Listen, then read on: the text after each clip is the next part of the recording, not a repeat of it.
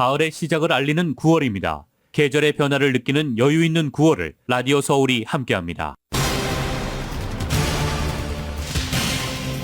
치솟는 렌트비로 세입자들이 어려움을 겪는 가운데 건물주들이 렌트비 외에 각종 명목으로 추가 수수료를 부과하는 사례가 크게 늘었습니다. LA와 오렌지 카운티 생활비가 전국 최고 수준으로 나타났습니다. LA 롱비치가 전국 6위, 오렌지 카운티 전국 8위, 1위는 뉴욕입니다.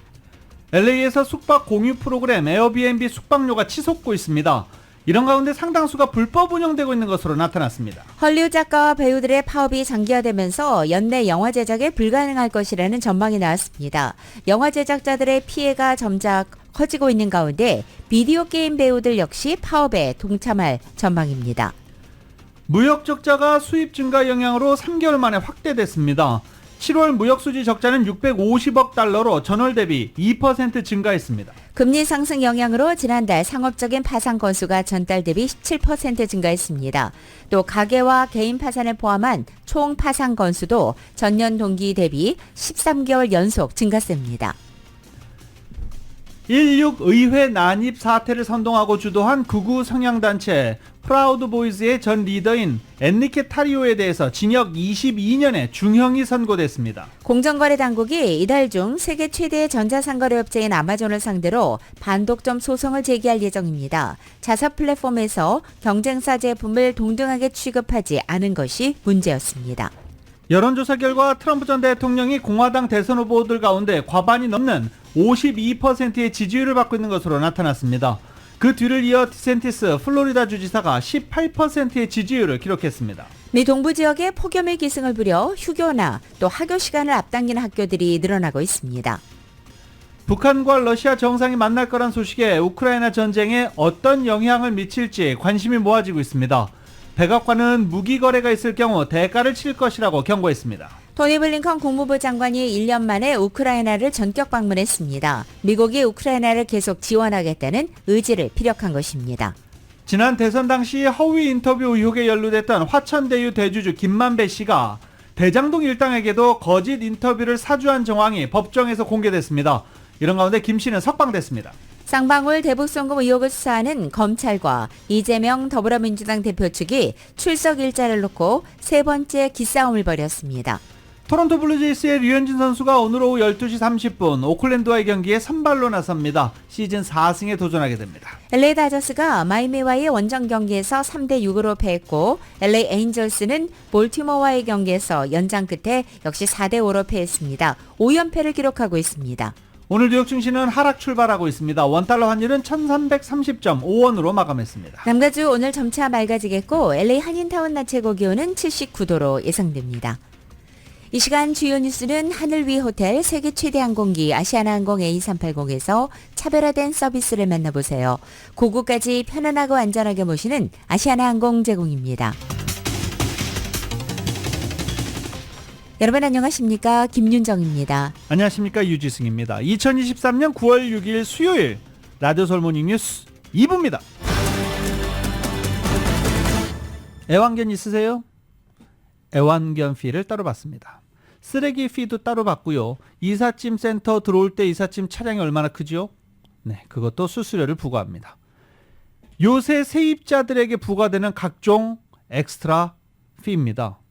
치솟는 렌트비로 세입자들이 어려움을 겪고 있는데 건물주들이 렌트비 외에 각종 명목으로 세입자들에게 추가 수수료를 부과하는 사례가 최근 부쩍 늘어났다고 합니다. 정현호 기자가 보도합니다.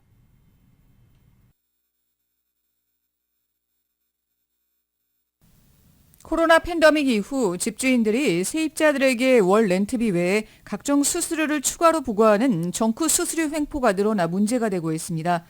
정크 수수료 횡포는 가주를 포함해 전국적으로 광범위하게 나타나고 있습니다. 종전에도 세입자들에게 주차 공간이나 애완동물에 대한 추가 비용을 부담시키는 사례는 흔했지만 최근 들어서는 쓰레기 수거비, 일명 어드미니스트레이션 피라고 불리는 관리비, 편의시설 이용료 등 갖가지 항목으로 추가 수수료를 부과하는 건물주들이 늘어나고 있습니다. 새해를 맞아 1월이 되면 제뉴어리 피라는 명목으로 세입자들에게 수수료를 부담시키는 집주인도 있습니다. 정크 수수료는 항목당 월 수십 달러에서 300달러까지 부과되는데 세입자들은 렌트비가 많이 오른 상황에서 집주인들이 편법으로 추가 수수료까지 부담시켜 재정적으로 큰 부담이 된다고 하소연하고 있습니다. 예전에는 렌트비 안에 모든 수수료가 포함됐다는 암묵적인 이해가 있었지만 이제는 렌트비와 별도로 수수료를 얻는 추세가 이어지고 있습니다. 코로나 팬데믹 동안 렌트비 미납이나 세입자 퇴거 유예 조처로 불이익을 겪었던 건물주들이 추가 수수료를 부과하는 방식으로 수입을 늘리려 하고 있다는 지적입니다. 아파트 리스 계약 시에는 렌트비 외에 추가 수수료에 대해서 집주인 측으로부터 제대로 설명을 듣지 못했다, 나중에 알게 돼 낭패를 보는 경우가 많습니다. 리스 계약 시 추가 수수료 조항이 작은 글씨로 써 있어서 계약을 맺을 당시에는 채 인지하지 못하는 경우도 많습니다. 브래들리 변호사입니다. 사전에 명시가 돼 있는 계약서라든가 랜드로드 테넌트 이런 계약서 자체 내에서 만약에 다른 서비스가 있다든가 텀이 바뀐다고 그랬었을 적에 그 피는 더 차지할 수 있다 이렇게 적어 놓아 있다 그러면은 더 피 차지하는 게 효력이 있는 것이고요. 만약에 그런 거가 적혀 있지 않은 경우에는 대부분 이제 reasonableness를 보죠. 합리적으로 봤었을 적에 이게 더 차지하는 것이 맞다, 안 맞다 그래가지고 법원에서는 이 계약서에는 모든 계약이 이렇게 express term이 있지만 또 implied term이라는 게 있어요. 바이든 정부는 최근 정크 수수료와의 전쟁을 선포하고 진로나 아파트먼트닷컴과 같은 온라인 플랫폼이 주택 매물 정보의 렌트비와 함께 각종 수수료가 포함된 가격 정보를 제공하도록 했습니다. 라디오 서울 뉴스 정현호입니다. LA에서 단기간 숙박 공유 플랫폼인 에어비앤비의 숙박료가 치솟고 있습니다. 이런 가운데 에어비앤비 상당수가 불법적으로 운영되는 것으로 드러났습니다. 이은 기자가 전해드립니다. 에어비앤비를 통해 수익을 올리려는 집주인들이 늘어나고 있는 가운데 LA의 대다수의 에어비앤비들이 불법으로 운영되는 것으로 드러났습니다. LA시와 에어비앤비 측은 최근 불법으로 운영되는 에어비앤비를 색출하는 작업을 벌였는데 에어비앤비 리스트에 올라있는 집 중 70% 이상이 불법으로 드러났습니다. 집의 일부분을 단기간 렌탈로 내놓으려면 시당국에 등록이 돼야 하는데 에어비앤비 역시 레지스트레이션 절차가 필요합니다. 또 LA시 홈 쉐어링 조례안에 따라 집주인은 최소 6개월 이상 거주한 자신의 집만 에어비앤비에 단기간 렌터로 내놓을 수 있으며 180일, 즉 6개월 이상 대여하는 것은 금지되어 있습니다. 하지만 에어비앤비를 통해 렌트를 내놓은 집주인 대부분이 등록 절차를 거치지 않은 상황에서 렌트를 내놓고 있는 것으로 드러났습니다. 6개월 이상 에어비앤비에 렌트를 내놓은 집주인들도 많은 것으로 나타나 에어비앤비 집주인들이 관련 법규를 만성적으로 위반하고 있는 것으로 드러났습니다.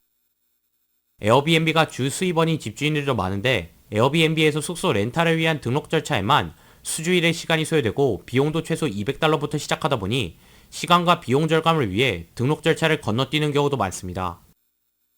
일부는 렌탈에 필요한 레지스트레이션 넘버를 거짓으로 보고하는 경우도 적지 않습니다. 에어비앤비로 발생하는 한 해 평균 수익은 지난해 $17,654를 기록했는데 2021년도에 비해 $4,000 이상 늘어난 액수입니다. 올해도 비슷한 추세로 상승세를 이어가고 있습니다. 지난해에만 에어비앤비 업주들은 총 $3억 7,500만 달러의 수입을 거둬들였습니다. 에어비앤비 수익이 급증한 결정적인 원인은 코로나 팬데믹을 거치면서 에어비앤비에 올라온 강기 렌트는 현저히 줄어든 상황인데 반해 수요는 꾸준해 공급이 수요를 감당하지 못해 에어비앤비 숙박비가 치솟은 데 따른 것입니다. 라디오 서울 뉴스 이은입니다. 뭐 다 잘 아시는 얘기입니다. LA와 오렌지 카운티 생활비가 전국 탑10 안에 들어있다라는 뉴스입니다. 지역사회경제연구위원회가 전국의 274개 도심 지역을 대상으로 조사한 생활비 지수에 따르면 LA와 롱비치 지역이 전국 6위, 오렌지 카운티가 전국 8위로 집계 됐습니다. 그러면 생활비가 가장 높은 곳은 어딘가? 뉴욕 맨하탄, 그 뒤를 바짝 이어서 하와이 호놀룰루로 나타났습니다. 뉴욕 맨하탄, 하와이 호놀룰루 하니까 또 다녀오신 분들은 고개를 끄덕끄덕 하시고 계시죠. 산호세와 샌프란시스코가 각각 3, 4위를 기록했습니다. 그러면서 산호세, 샌프란시스코, LA, 롱비치, 오렌지 카운티 이렇게 5개 도시가 10위권 안에 포함되어 있습니다. 미국의 무역 적자가 수입 증가 영향으로 3개월 만에 확대됐습니다. 오늘 아침 상무부 발표에 따르면 7월 미국 무역 수지 적자는 650억 달러로 전월 대비 13억 달러, 2.0% 증가했습니다. 앞서 미국 무역 적자는 4월 들어서 많이 늘어났고 5월과 6월 2개월 연속 감소한 바 있습니다. 수출이 2,517억 달러로 전월 대비 39억 달러 증가한 반면에 수입이 3,167억 달러로 전월 대비 52억 달러가 늘어서 적자폭을 늘리는 데 기여했습니다. 지역별로는 대중국 무역 적자가 240억 달러로 전월 대비 12억 달러 늘어났습니다. 미국 무역 적자는 지난해 3월을 정점으로 전반적으로 감소 추세를 보이고 있고 미중 무역 갈등이 심화한 가운데 글로벌 공급망에서 중국산 의존도를 낮추려는 노력이 지속된 영향을 받은 것으로 분석됐습니다. 모건 스탠리가 올해 경제 성장이 기대보다 약한 것으로 기대된다며 증시가 너무 낙관적이라는 의견을 밝혔습니다. 올해 경제 성장 전망과 관련해 주식 투자자들이 실망감을 느끼고 있다며 이같이 밝힌 것입니다. 이 모건 스탠리의 마이클 윌슨 대표적인 약세론자입니다. 윌슨이 보고서를 낸 건데요. 현 가격에서 시장은 특히 소비자들로서는 올해 성장에 의미 있는 재가속을 기대하지만 불가능할 것 같다라고 지적을 합니다. 더 약할 것으로 보이는 9월과 10월 데이터는 많은 주식과 전망에 반영되지 않았다라고 덧붙였습니다. 그리고 성장 가속화의 회의적인 이유로 개인 소비 지출 약화를 꼽았습니다. 근데 시기가 너무 안 좋죠. 개인 소비 지출이 급격히 늘어나는 9월과 10월이 오기 때문입니다. 윌슨의 경고는 월가의 상승세와는 대조적입니다. 뉴욕 증시는 곧 정점에 이를 것으로 보이는 연준의 금리 인상 행진을 미국 경제가 견뎌낼 수 있을 것이란 기대감으로 오름세를 유지하고 있고 오늘은 하락세입니다. 특히 기술주는 인공지능 개발 기대감으로 더 나은 성과를 현재 기록 중이기도 합니다. 웰스는 지난달에도 주식에 대한 자신의 부정적인 전망이 올해 아직 실현되지 않았다며 시장의 위험 회피 양상이 가을, 나아가 겨울까지 지속될 것이라고 전망하기도 했습니다. 미국에서 금리 상승 영향 등으로 지난달에 기업 파산이 급증한 것으로 나타났습니다. 미국 파산연구소 ABI와 파산 관련 법률 정보업체인 에픽 파산 측에 따르면 지난달 상업적인 파산 건수가 전달 대비 17% 증가했습니다. 또한 가계와 개인 파산을 포함한 총 파산 건수는 전년 동기 대비 13개월 연속 증가했습니다. 특히 연방파산법 11조, 즉 챕터 11에 따른 지난달 파산보호 신청 건수는 지난해 동기 대비 무려 54%나 증가했습니다. 블룸버그의 집계에 따르면 미국 파산법원에 지난주에만 최소 5천만 달러 이상의 자산과 관련된 6건의 대형 파산보호 신청이 접수됐습니다. 지난 1년간 연준이 인플레이션을 낮추기 위해서 금리를 인상하면서 기업들이 만기가 도래하는 저금리 부채를 상환하며 어려움을 겪었습니다. 국제사회가 솔찬히 놀라긴 놀랐는 모양입니다. 지난 한번도 상무부 장관이 중국을 방문했을 때 화웨이가 최신형 스마트폰이다 라고 해서 최신형 자사 스마트폰을 출시를 했죠. 미국이 고성능 반도체와 생산 장비 중국 수출을 막으면서 중국산 반도체가 탑재됐는데 최고 수준은 아니지만 어느 정도 세계 최고의 반도체 기술을 따라잡았다라는 평가가 나왔기 때문입니다. 이렇게 제재를 했는데도 세계 수준에 맞는 스마트폰을 내놨다. 많이 놀랐는 모양입니다. KBS입니다. 중국 화웨이가 휴대전화 신제품 메이트 60 프로를 출시했습니다. 넓은 국토 면적에 불안정한 통신을 보완하기 위해 위성통신 기능이 추가됐습니다. 화웨이는 이 휴대전화 부품 가운데 만여 개를 중국 내에서 개발했다고 밝혔습니다. 캐나다의 반도체 컨설팅 업체가 화웨이 신형 휴대전화를 분해해 분석해봤습니다. 중국 반도체 기업 SMIC가 직접 개발한 7나노미터 프로세서 반도체가 탑재돼 있었습니다. That we didn't expect to see. So congratulations to China for being able to pull this off and to the people at SMIC. 미국은 2019년부터 국가 안보를 이유로 자국 기업들이 중국 화웨이와 거래하는 것을 금지했고 지난해에는 반도체와 생산 장비의 대중국 수출을 막는 통제 조치를 시행했습니다. 블룸버그 통신은 중국이 미국의 제재를 우회해 자체 반도체 개발에 성공한 것으로 보인다고 전했습니다. 중국은 반도체 연구개발 투자에도 집중하고 있습니다. 중국 정부가 반도체 제조용 장비 개발을 포함해 우리 돈 약 53조 원 규모의 반도체 투자 펀드를 내놓을 예정이라는 외신 보도까지 나왔습니다. 아직은 우리나라와 미국을 위협할 수준은 아니지만 중국의 반도체 국산화가 예상보다 빠르게 진행되고 있다는 게 전문가들의 평가입니다. 베이징에서 KBS 뉴스 김효신입니다.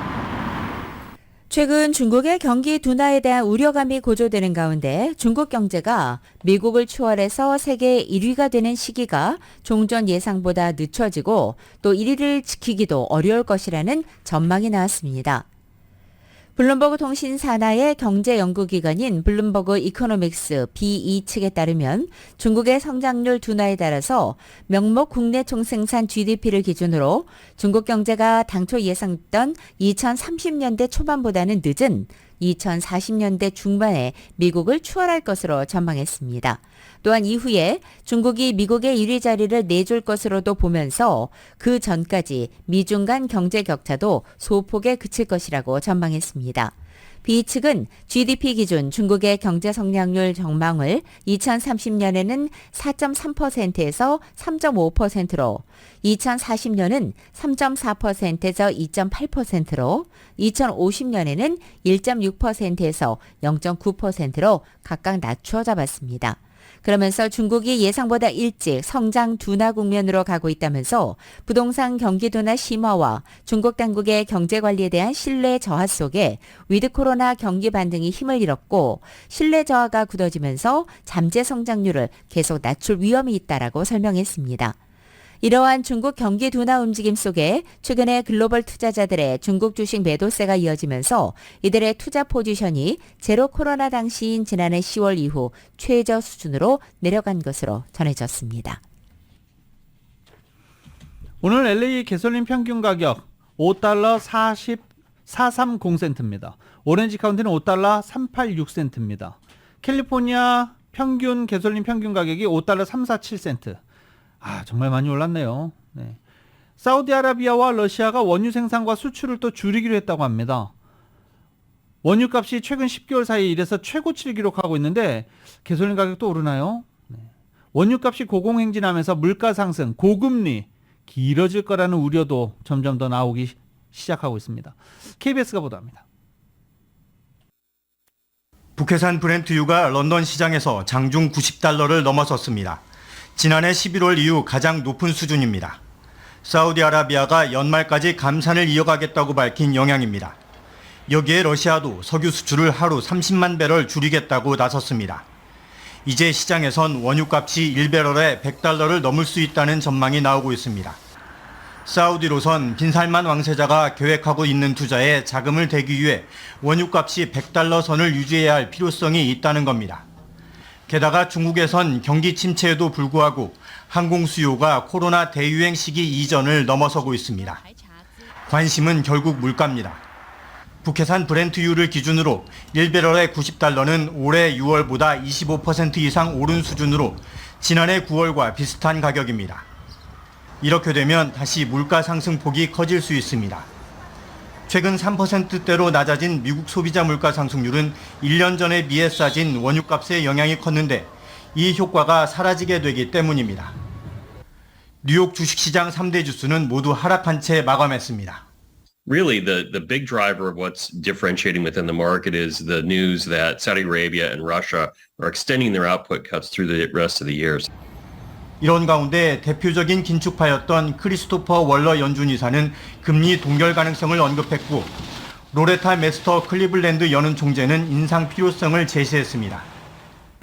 이곳 미국 시각으로 8일과 9일 각 지역의 연방준비은행 총재 6명이 잇따라 연설에 나섭니다. 앞으로 금리 방향에 어떤 단초를 제공할지 주목됩니다. 뉴욕에서 KBS 뉴스 박율중입니다.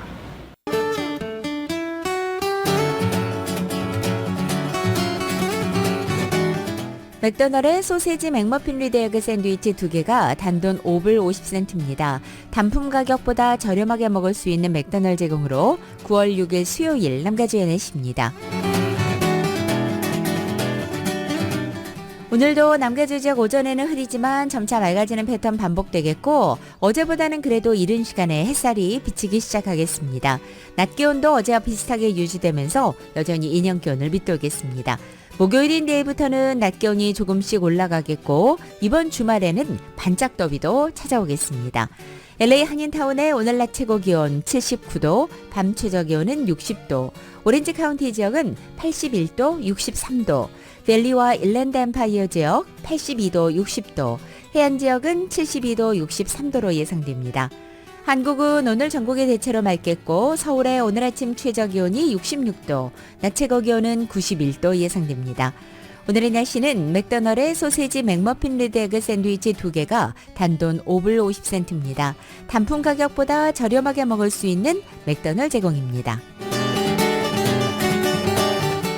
라디오 서울 모닝뉴스 2부 이 시간은 1250만 불 교통사고 최고 보상, 교통사고 전문 천재 변호사 리차드 호프만, 메디케어 시니어를 위한 전문의 허가가 아주 빠른 한인 최고 최대의 서울 메디칼 그룹, 총 20억 달러의 승소, 크고 작은 교통사고와 상해, 브라이언 타필라와 CJ-Law, 고객 한 분 한 분과의 릴레이션십을 생각합니다. 당신의 든든한 금융 파트너 CBB뱅크, 맥도날드에서 새롭게 준비한 치즈 할라피뇨 소세지 맥머핀 리드에그로 톡 쏘는 맛에 아침을 즐길 수 있습니다. 맥도날드 공동 제공입니다. 라디오 서울 모닝뉴스 2부 이 시각 현재 프리웨이 교통 상황입니다. 210번 웨스트 방향입니다. 시트러스 에비뉴와 만나는 지점 4번째 레인에 고장난 트럭 한 대 멈춰 있습니다. 110번 놀스 방향 105번과 만나는 지점엔 차량 전복사고 있습니다. 101 사우스 방향입니다. 선셋 블루바드와 만나는 지점 첫 번째 레인에 고장난 승용차 한 대 멈춰 있습니다. 라디오 서울 모닝뉴스 2부 함께 듣고 계십니다. 안전운전하시기 바랍니다.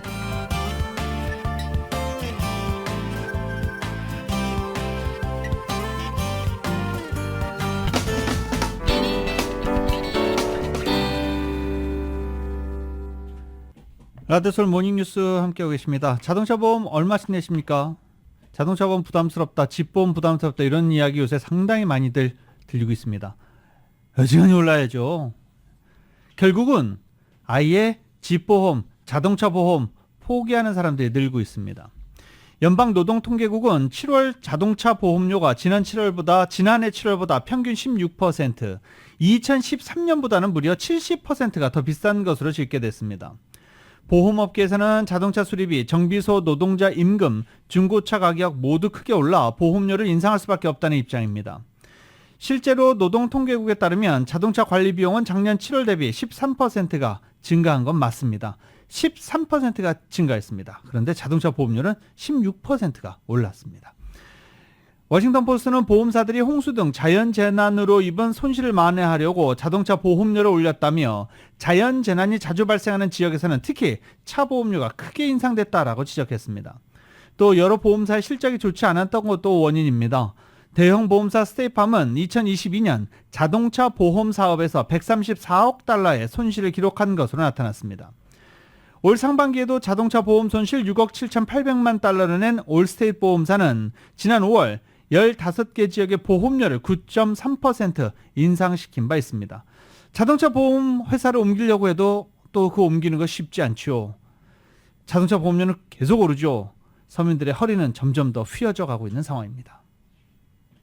LA 한인타운 중심 지역에서 길거리 매춘이 성행하면서 관련 체포 건수도 급증했고 특히 웨스턴 애비뉴가 이 같은 성매매가 가장 기승을 부리는 지역으로 나타났습니다.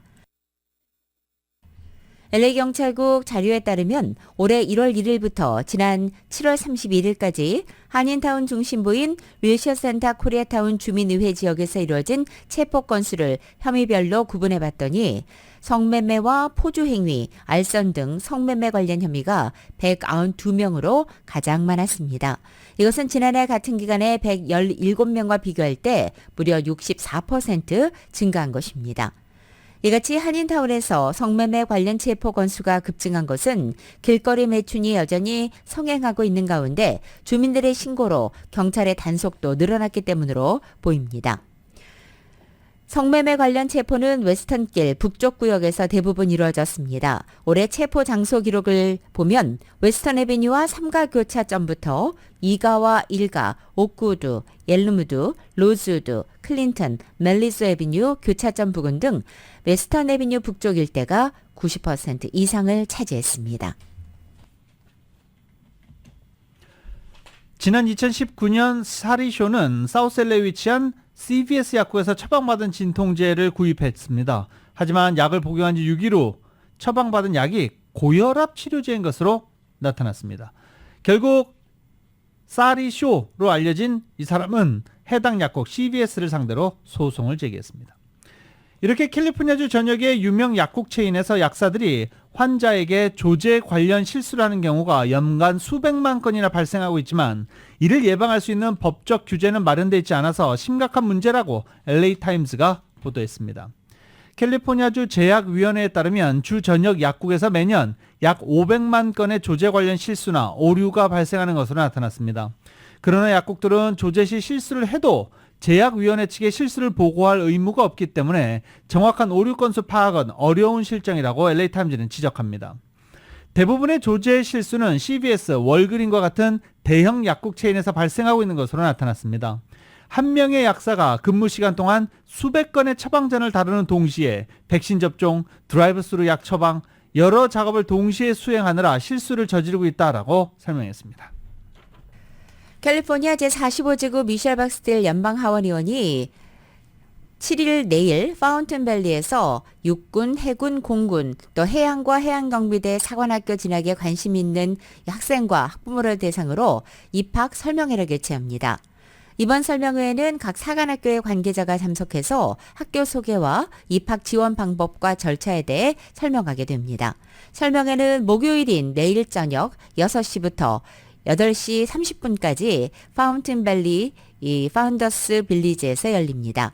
이번 행사는 무료이며 사관학교 진학에 관심 있는 주민이라면 누구나 참가할 수 있습니다. 한인타운 시니어센터와 한인커뮤니티 변호사협회가 오는 7일 내일입니다. 내일 오후 6시 시니어센터 2층 강당에서 무료 법률 상담을 실시한다고 합니다. 매월 첫 번째 목요일 실시하는 무료 법률 상담 행사 17세 이상 주민은 누구나 참가할 수 있고요. 한인커뮤니티 변호사협회는 내일 시니어센터에서 봉사하는 고교생 2명에게 특별 장학금도 전달할 예정입니다. 한인커뮤니티 변호사협회는 또 오는 14일 다음 주입니다. 판사의 밤 행사에서 시니어센터 박관일 국장을 프렌드 오브 코리안 커뮤니티 어워드 수상자로 선정해 시상한다고 합니다. LA 총영사관이 취업과 창업 관련 법률 정보를 제공하는 네 번째 웨비나를 개최합니다. 13일 오후 5시부터 미국 체류신분 종류와 유지, 변경과 체류신분이 없을 때의 영주권 신청이라는 주제로 웨비나를 개최한다고 밝혔습니다.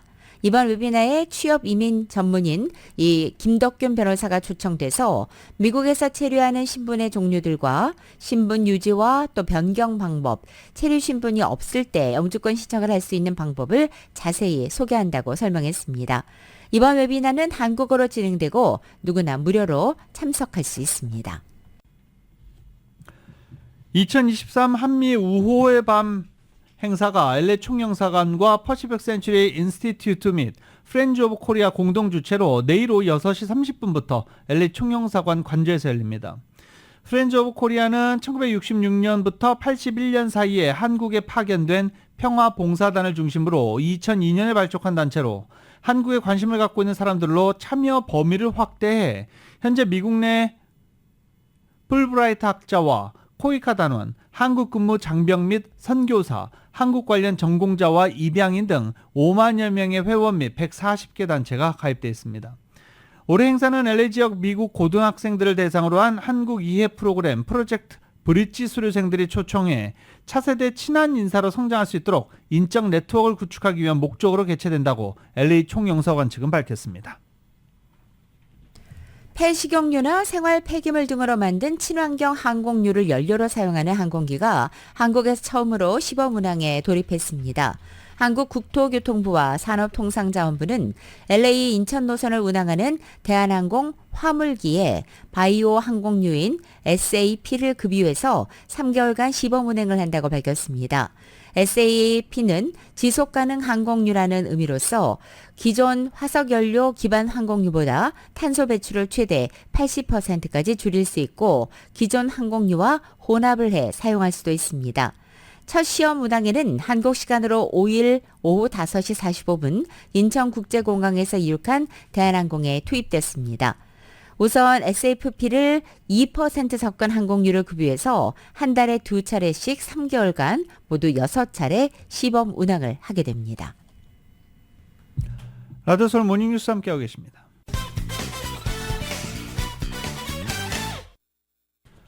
라디오 서울 모닝뉴스 함께하고 계십니다. 공화당 후보로 선출하기 위한 당내 경선 시작을 4개월 정도 남겨놓고 있습니다. 어떠한 것도 영향을 받지 않습니다. 트럼프 전 대통령, 파죽지세 이런 말까지 지금 나오고 있습니다. CNN이 여론조사 기관에 의뢰해서 공화당 첫 경선 후보 토론 이후 지난달 미국의 성인 1,503명을 대상으로 진행한 여론조사 결과 공화당 지지 성향 유권자 52%가 트럼프 전 대통령을 지지한다라고 밝혔습니다. 디센티스 주지사가 18%의 지지를 얻어서 2위를 기록하긴 했지만 트럼프 전 대통령 1위와 30%포인트가 넘는 격차입니다. 이렇게 디센티스 주지사와 트럼프 전 대통령 이렇게 딱 둘이 유일하게 두 자릿수 지지율을 보인 후보입니다.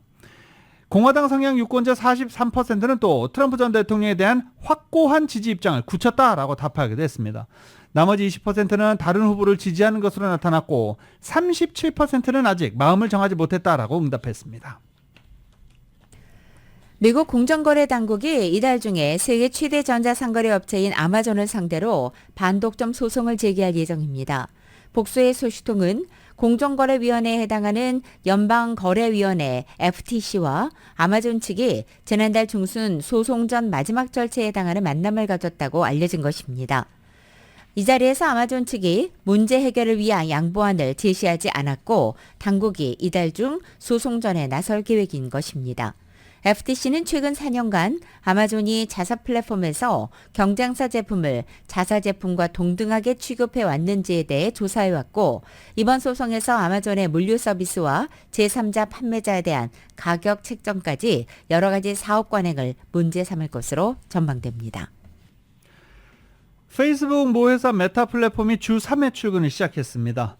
2021년 6월 전 직원을 대상으로 재택근무를 시행한 지 2년 3개월 만입니다. 메타는 분산근무는 기술 발전에 따라 앞으로도 계속 중요하다고 믿는다며 단기적으로는 출근하는 직원들에게 강력하고 가치 있는 경험을 제공하기 위해 집중하고 재택근무에 대한 투자도 신중히 접근하고 있다고 말했습니다. 이로써 애플과 구글, 아마존, 마이크로소프트 등 빅테크는 모두 코로나 기간 재택근무를 끝내고 일주일에 최소 50% 이상 출근으로 바뀌게 됐습니다. 재택근무를 하면서 타주로 이사를 갔던 직원들도 이제 서서히 복귀를 해야 되는 상황이죠.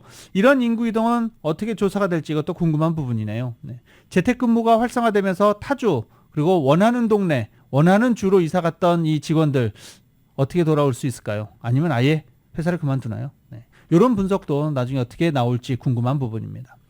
구글은 작년 4월부터 주 3일 오피스 근무를 시작했고 애플은 작년 9월부터 출근 일수를 이틀에서 3일로 늘린 바 있습니다.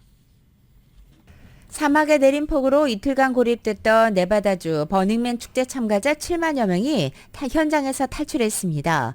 진흙탕이 됐던 도로가 말라서 인근 도로까지 이동이 가능해졌기 때문입니다. YTN입니다.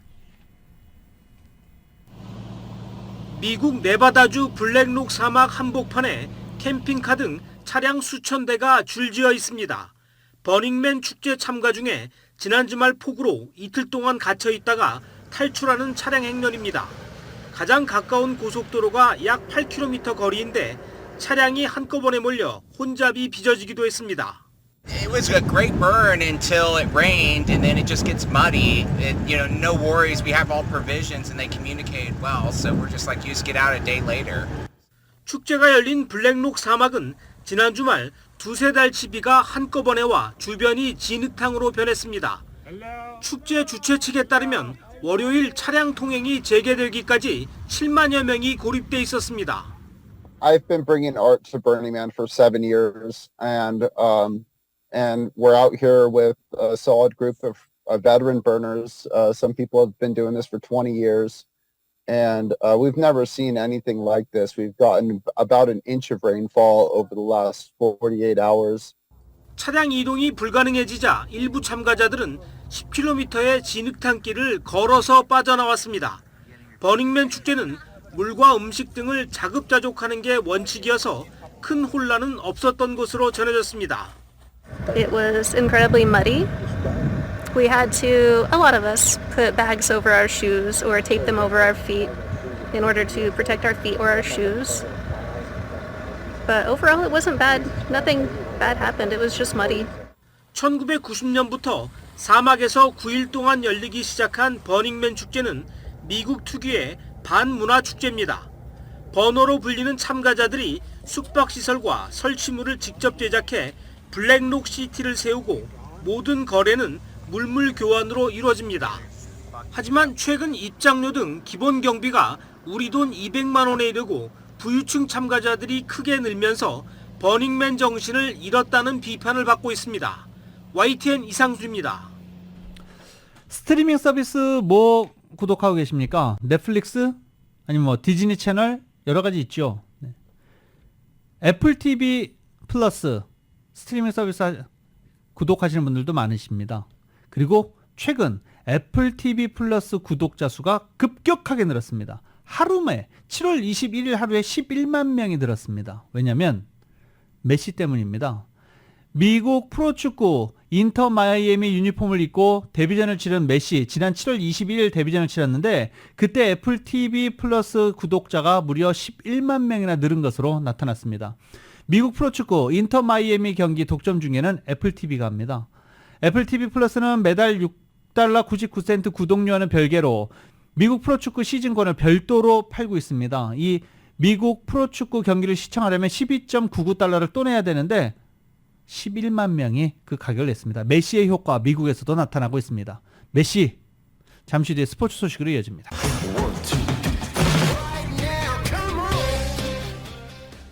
라디오서울 모닝뉴스 스포츠 소식입니다. 스포츠 소식은 전문가가 추천하는 이민법과 가정법 전문 제인정 종합법률사무소 제공입니다. LA 다저스 마이애미 원정 오래간만에 원정이라 그런가요? 네. 어제 마이애미에게 3대6으로 패했습니다. 그리고 LA 에인젤스는 어제 볼티모어와의 경기에서 연장 끝에 4대5로 패했습니다. 볼티모어 지금 뭐 동부조 선두권을 달리고 있는 팀이죠. 뭐 잘했습니다. 근데 5연패 중입니다. 오타니 선수도 지금 부상으로 출전하지 않고 있고 LA 에인젤스는 굉장히 볼 게 없는 그런 팀으로 전락하고 있는 상황입니다. 류현진 선수가 LA 시간으로 오늘 오후 12시 37분에 오클랜드 원정 경기에 선발로 등판해서 시즌 4승에 재도전합니다. 최근 3연승을 거두면서 와일드카드 3위에 복귀한 팀의 포스트 시즌 진출을 위해서 류현진 선수가 다시 한번 힘을 내줄지 기대되고 있습니다. YTN의 보도입니다. 오클랜드전 등판을 앞둔 류현진에게 변수가 생겼습니다. 단짝 전담 포수 데니 젠슨이 손가락 부상으로 경기에 나오지 못하게 된 겁니다. 과연 젠슨을 대신할 백업 포수가 구석구석을 찌르는 다양한 구종으로 팔색조 볼배압을 구사하는 류현진을 효과적으로 리드할 수 있을지가 걱정입니다. 지난 2일 아쉽게 불펜 투수 난조로 승리 투수가 되지는 못했지만 투수들의 무덤 쿠어스 필드에서 5이닝 2실점으로 호투한 류현진의 상승세는 여전히 믿음이 갑니다. 부상 복귀 뒤 가장 짧은 4일 휴식 뒤 등판인 점이 걱정이지만 감독도 류현진을 아끼기 위해 앞선 경기에서도 투구수 80개를 넘기지 않았습니다. But I thought he was great, just has such a good feel for his pitches and what hitters are doing and can change speeds, with the best of, any pitcher in the league. So I thought he was great. It's tough to take him out at 70 pitches or whatever it was because 상대가 빅리그 최약체 팀인데다가 맞대결 투수도 올 시즌 성적으로 볼 때 토론토 타선이 충분히 공략할 것으로 예상됩니다. 부상 복귀 후 팀의 3연패를 2번이나 끊으며 분위기 반전에 성공했던 류현진. 이번엔 3연승과 함께 텍사스를 밀어내고 와일드카드 3위로 올라선 팀의 상승세를 이어갈 중책을 수행하게 됐습니다. YTN 김사익입니다. 이런 가운데 어제 메이저리그에서 또 진기록이 세워졌는데 굉장히 진기록이다라고 했는데 또 첫 번째는 아니에요. 스포츠 소식 KBS가 정리합니다. 미국 프로야구 휴스턴의 호세 알투베가 4이닝 연속 홈런을 터뜨리는 진기록을 썼습니다. 1회 선두 타자로 나온 알투베, 빠른 공을 잡아당겼는데 높이 솟은 타구가 왼쪽 담장 그대로 넘어갑니다. 덤덤한 표정의 알투베. 2회 두 번째 타석, 이번에는 변화구로 노려쳤고 또 한 번 넘어갔습니다. 두 번이나 홈런을 내준 투수는 이 한 방으로 교체되고 말았습니다. 알투베는 3회 바뀐 투수를 상대로 가운데 담장을 또 다시 넘겼습니다. 1회부터 3회까지 각각 한 방. 전날 경기 9회부터 시작해 무려 4이닝 연속 홈런. 정말 보기 드문 엄청난 진기록이 나왔습니다.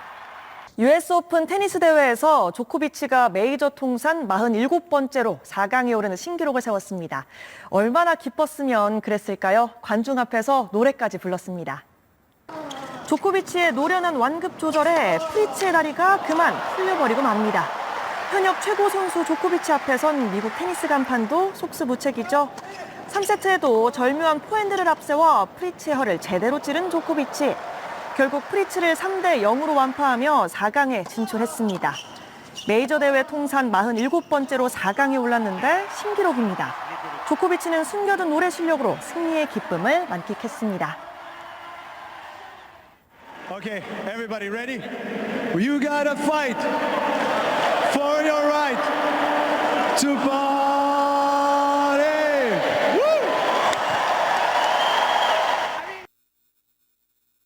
LA 시간으로 내일 오전 11시 45분에 웨일즈와의 평가전을 앞두고 있는 한국 축구 대표팀이 어제 완전체로 처음 훈련하면서 클린스만호 첫 승을 향한 의지를 다졌습니다.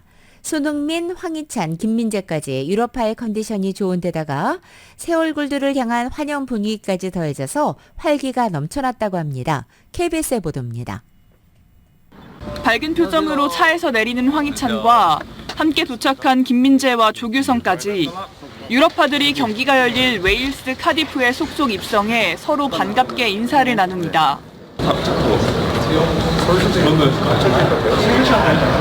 2시간 반? 처음부터 왔어요? 황희찬은 대표팀에 처음 발탁된 수비수 김지수를 챙겼고 그럼 너 진짜 엄청 잘 컸네. 조규성은 최근 무서운 득점 감각을 뽐낸 홍현석의 사진까지 저장하며 후배를 향한 애정을 과시했습니다. 그래가지고 너무 기쁜 마음에 나도 캡처해놨지. 클린스만 감독 부임 이후 처음 해외에서 열리는 평가전. 이번에는 국내파들이 시차 적응에 애를 먹고 있습니다. 훨씬 더 좋지. 한국에서 오는 선수들이 조금 이제 걱정되죠. 아마 우리의 고충을 알지 않을까 이번 계기로.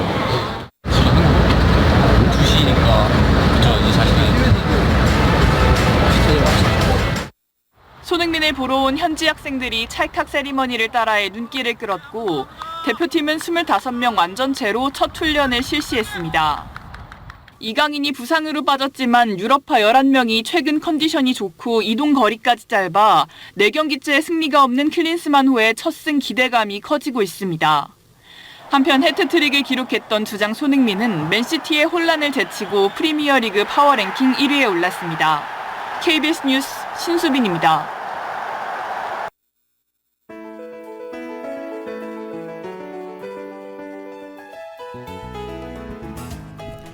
이 카페에 가면 여름철에는 레모네이드 이렇게 많이들 찾죠. 여러 가지 에이드 음료들, 시원한 음료들이 많습니다. 그런데 제가 어제 카페 가보니까 펌킨 라떼 나오기 시작했더라고요. 가을입니다. 네. 그래서 그런가요? 날씨 좀 쌀쌀합니다. 오늘도 오전엔 흐리고 점차 맑아지는데 낮 기온은 그렇게 높지 않아요.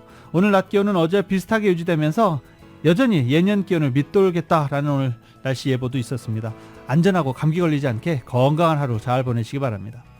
2023년 9월 6일 수요일에 전해드린 라디오 서울 모닝뉴스 여기서 마치겠습니다. 지금까지 진행의 유지승, 김윤정이었습니다. 라디오 서울 모닝뉴스 2부 이 시간은 1250만 불 교통사고 최고 보상, 교통사고 전문 천재 변호사 리차드 호프만, 메디케어 시니어를 위한 전문의 허가가 아주 빠른 한인 최고 최대의 서울 메디칼 그룹, 총 20억 달러의 승소, 크고 작은 교통사고와 상해, 브라이언 타필라와 CG러, 고객 한 분 한 분과의 릴레이션십을 생각합니다.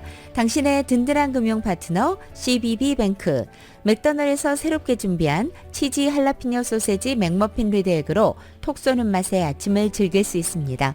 맥도날드 공동 제공이었습니다.